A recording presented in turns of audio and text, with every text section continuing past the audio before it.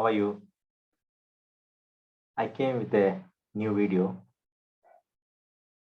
which I posted last time, and many people have liked that. And few students, as I told them to ask some doubts after seeing the previous video, they definitely came up with a query. I'm happy for that they are following and subscribing my channel. So a few students has asked me that you posted video on the substrate phosphorylation, and we want to have a more insight about that, why we need that when we have electron transport chain. Because last video I told that there is an electron transport chain for the production of ATP. And I told that in that video that I'll be posting for the electron transport chain and the importance of substrate phosphorylation, even though there is an electron transport chain. So with that view, I'm today here to present a new video on the importance of these two reactions. So I just shared a slide to you.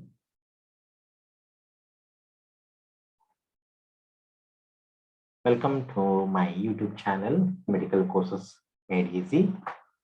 So this channel is intended for those students who are struggling to understand the basic concepts, and those who are having a by-hearting habit, without understanding concept, they simply by heart go there, write the exam, and they get confusion, and they write some wrong thing, and they come out and they suffer. So I don't want that to happen. And if you know these concepts in these videos, I'm sure that you don't have to go and read again. Just you listen to this video and see, you will be able to understand the concept behind it, and no longer you will be having habit of by hearting the things, right? So I'm sure about this. So watch this video, then you just give me your feedback.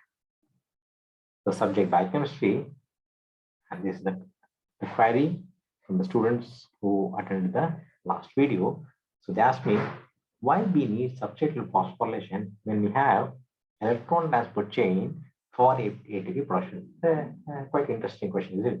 We already have a sophisticated mechanism where the ATP can be produced through electron transport chain in the mitochondria. But as in my last video, I told you that we can also get the ATP through substrate phosphorylation. So when ETC is there, why we need substrate phosphorylation? What's the need for that? We'll see. Now, if you see in electron transport chain, here there is oxidation, it needs oxygen, and phosphorylation. Both are coupled for production of ATP. This occurs in mitochondria. And in mitochondria, the time taken for production of ATP is quite longer, right? So the criteria is oxidation coupled with phosphorylation. Phosphorylation, addition of phosphate to the ATP or ATP. Criteria 2 should occur in mitochondria. And third thing is, it is quite time-consuming process. Whereas in substrate phosphorylation, this occurs in those cells which lacks mitochondria. What about the RBC? RBC is not having mitochondria, but you need ATP there. So there, it's taking the phosphate from substrate directly and getting the formation of ATP. Compared to ETC, the substrate phosphorylation ATP production is quite quicker. It's not time consuming and serves as efficient source for production of ATP, and is not depending on the electron transport chain. This is a basic difference, right? I told that substrate phosphorylation occurs in cells that lack mitochondria. Now, one more question I got. Does this substrate phosphorylation occurs in mitochondria? Yes. In conditioned way, the oxygen is depleted in muscle, as in case of anoxia. If you want immediately the ATP, it will not depend on electron transport chain. It has to get immediate phosphate, so it takes directly from the substrate, because as I told, electron transport chain is a quite lengthy process, and mitochondria will be under stress in case of anoxia. So it will have less efficiency for the production of ATP in case of oxygen deprived condition. In those cases, immediately it will take the phosphate from substrate during TCS cycle that is already occurring inside the mitochondria. So this substrate level phosphorylation acts like a alternate pathway for ATP production in case of emergency situation when there is oxygen deprivation. What's the basic difference? Now, just we'll have a slight insight of this oxidative phosphorylation.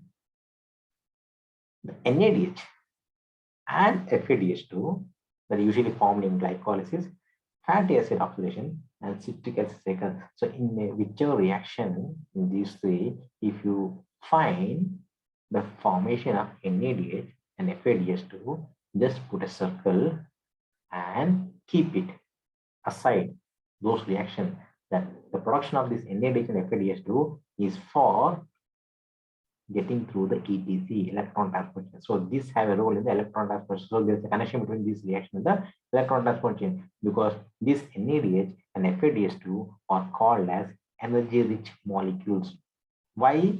Because they contain a pair of electrons. These electrons can be transferred in the electron transport chain. So for what?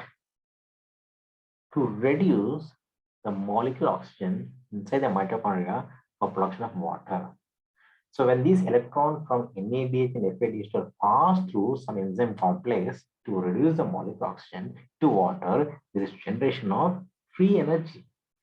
Now, what is this for free energy? This free energy can be used for production of ADP to ATP. So oxidative phosphorylation is the process in which ATP is formed as a result of transfer of electron from NADH or FADH2 to reduce molecular oxygen to water by series of electron carriers. So as I told, electrons from reduced cofactors like NADH and FADH2 are passed to proteins in the respiratory chain, that is electron respiratory chain, and in eukaryotes, oxygen acts as a electron acceptor. So NADH and FADH are passing the electrons, and oxygen is accepting the electrons. In this process, there is generation of free energy. The free energy is used for phosphorylation of ADP to form ATP. That's what is called as oxidative, because it needs oxygen. Phosphorylation, it takes phosphate and adds to ADP to form ATP. You can see this is the reducing cofactors having electrons pass here, and this molecular oxygen will accept that electrons and forms water. And what are the free energies generated here used for phosphorylation of ADP to ATP, right? This is all I'm talking about the electron transport chain. Now, if you summarize this, oxidative phosphorylation is a process by which electrons are carried from the reduced cofactors like NADH and FADH2 that form during glycolysis, PCS cycle, and also in the oxidation of the fatty acid, and they're stepwise funneled to the oxygen.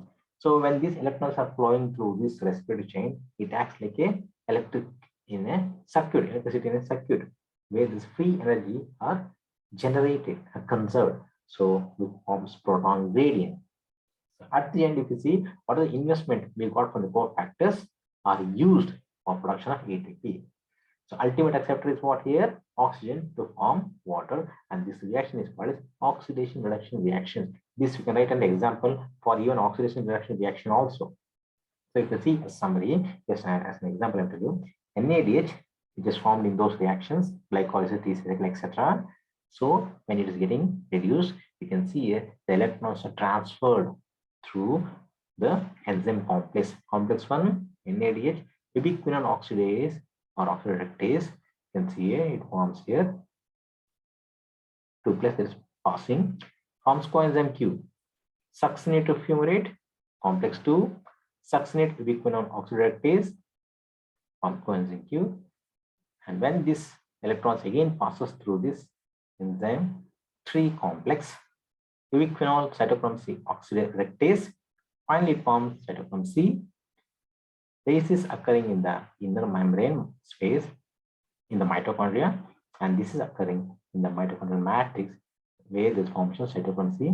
This cytochrome C is passed through complex 4, there is cytochrome C oxidase, where the molecular oxygen gets reduced to water. So if you summarize this reaction what I showed in the previous slide,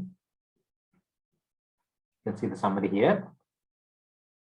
Now this molecular oxygen is getting reduced to water and there's a formation of ADP to ATP.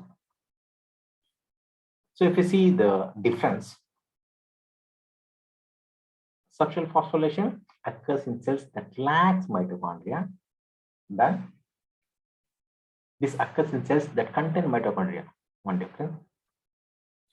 This occurs usually in cytoplasm, can also occur in mitochondria during anoxic condition when there is no oxygen. But this occurs in mitochondria in terms of oxygen, oxidative phosphorylation.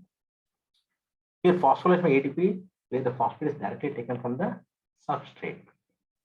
Here, phosphorylation occurs when the electrons are transferred to the electron transport chain. So, electron is transported through a chain series of reactions.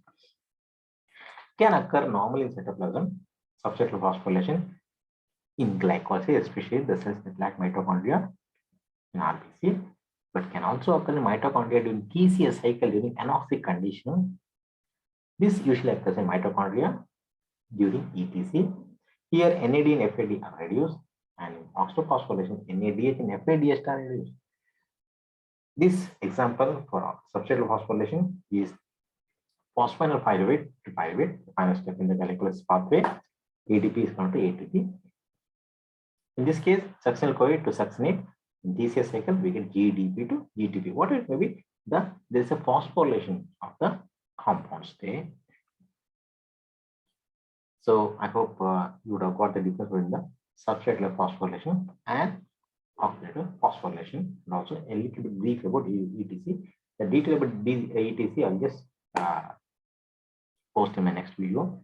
So as I told, the purpose of making this video is for those students who are struggling to understand basic concepts in medical subjects, whatever it may be, biochemistry or microbiology, forensic or pharmacology, whatever it may be. If you want any clarification of doubt, subscribe to this channel, like, share, comment, and please press the bell icon to get the latest video updates. And if you want any clarification, if you want me to include any other matter, you just comment in the comment section box and write to my email chandramun47@gmail.com, or you also can do WhatsApp 9483-787982 or 6362428982. You can also drop a message to this email or the phone number, and any student can ask their doubts, so that I will make sure that without reading textbook, just attending my channel, you will get the clarification of the doubt. So please wait for the next video in the next posting. So that will be getting, only press the bell icon. Don't forget to press the bell icon to get the latest update of the video. So till next time, here I'm Dr. Chandrashekar signing off from this class.